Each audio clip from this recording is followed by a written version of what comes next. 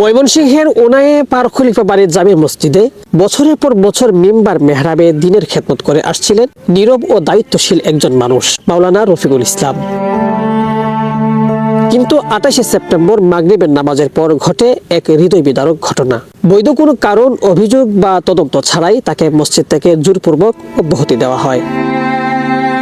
স্থানীয় সূত্রে জানা যায়, জুমার খুতবায় অনলাইন জুয়া, সুদ ও ঘুষের বিরুদ্ধে কোরআন হাদিস ভিত্তিক বক্তব্য দেওয়ায় মসজিদ কমিটির সভাপতি, ক্যাশিয়ার ও সেক্রেটারি ক্ষুব্ধ হয়ে ওঠেন। এ কারণেই তাকে আকস্মিকভাবে বিদায় করা হয়। খুতবায় এক পর্যায়ে তিনি বলেন, আপনি তাহাজ্জুদ পড়েন, জিকির করেন, অথচ বাড়িতে সুদের কারবার, ছেলে অনলাইনে জুয়া খেলে, বেপরদা পরিবেশ, বিয়ের অনুষ্ঠানে গান বাজনা এসব চলতে থাকে, অথচ আপনি নিজেকে পাক্কা মুসলিম মনে করেন। ইমামকে সরিয়ে দেওয়ার ঘটনার পরদিনই আবার ঘরে নেমে আসে আরো এক দুঃসংবাদ। 29 সেপ্টেম্বর রাত 1:30টায় তার স্ত্রী সিজারিয়ান অপারেশনে সন্তানের জন্ম দেন। এর মাত্র এক মাস পর 27 অক্টোবর সৈয়দ মাওলানা রফিকুল ইসলামের অ্যাপেন্ডিক্স ও আলসার ফেটে যায়। জরুরি ভিত্তিতে করতে হয় অপারেশনও। বর্তমানে তিনি ও তার স্ত্রী দুজনেই অপারেশনের রোগী। আয় রোজগার নেই, নাই নিজস্ব বাড়ি ঘর। 2 সপ্তাহ নিয়ে বাসা ভাড়ায় মানবতার জীবনযাপন করছেন তারা। বিডিএস নিউজকে মাওলানা রফিকুল ইসলাম বলেন, আমি এখন অপারেশনের রোগী, স্ত্রী ও সিজারিয়ান অপারেশনের রোগী। 2 সন্তান নিয়ে বাসা ভাড়ায় কষ্টে আছি। ঔষধের টাকা নেই, সন্তানের মাদ্রাসার ফি দিতে পারছি না। মসজিদ কমিটি জোর করে বিদায় দিয়েছে, 3 মাসের প্রাপ্য বেতনও দেয়নি।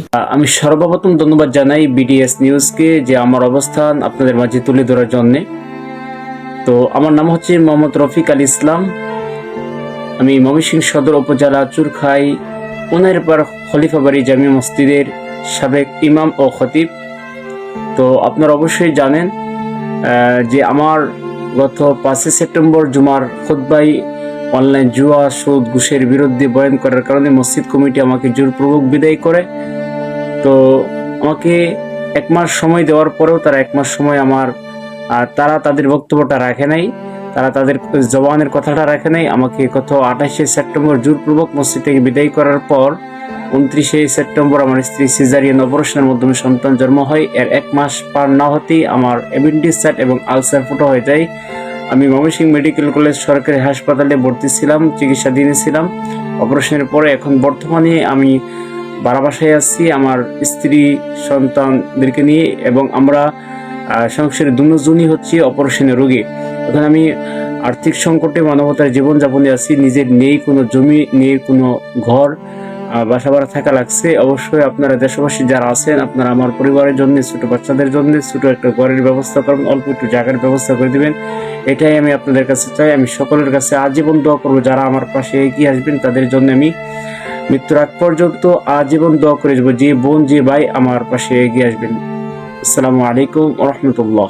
তিনি আরো জানান, দুজনের ওষুধ যা ছিল সব শেষ। 2 মাসের বাসা ভাড়া 8,000 টাকা বাকি। ঘরে চাল নেই, ডাল নেই, তরকারি নেই। আজ রাতে স্ত্রী সন্তানকে কি খাবার দেব তাও জানি না ভাইজান।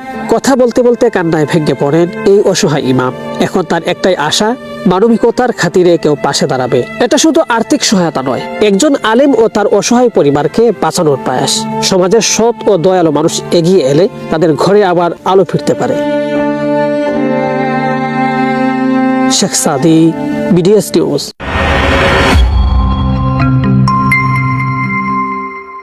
সভাপতি, ক্যাশিয়ার, সেক্রেটারি খুবই ভালো মাটির মানুষ, তাই হুজুরের চাকরিটা খেয়ে দিল।